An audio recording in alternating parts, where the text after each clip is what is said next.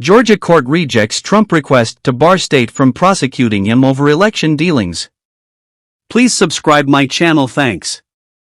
Georgia's Supreme Court on Monday rejected a request from former President Donald Trump to prevent officials from prosecuting him over his efforts to overturn his loss in the state's 2020 presidential election tally.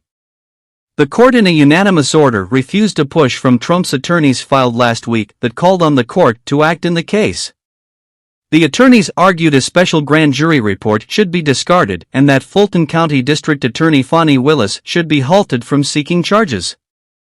Willis began investigating after Trump called Georgia's Secretary of State Brad Raffensperger in January 2021 to plead with him to find the votes he needed to win the state.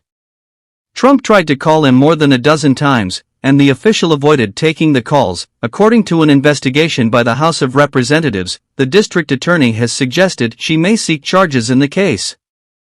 A grand jury convened on the matter in August. Trying to slow things down, can Donald Trump delay trials until after 2024 election?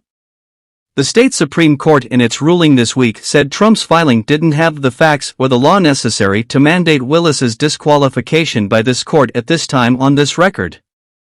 The court also found the push from Trump's attorneys didn't prove his constitutional rights were violated, and a Georgia judge earlier this year released parts of a grand jury report into Trump's efforts, with the 23-member panel concluding that there wasn't widespread election fraud during Georgia's 2020 presidential election. Trump's attorneys in March in Fulton County Superior Court asked Judge Robert McBurney, who oversaw a special grand jury in the case, to allow another judge to hear Trump's arguments.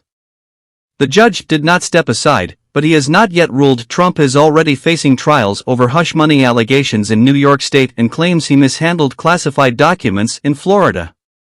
There is another ongoing investigation in Washington over efforts to block Congress from certifying President Joe Biden's election in the Electoral College.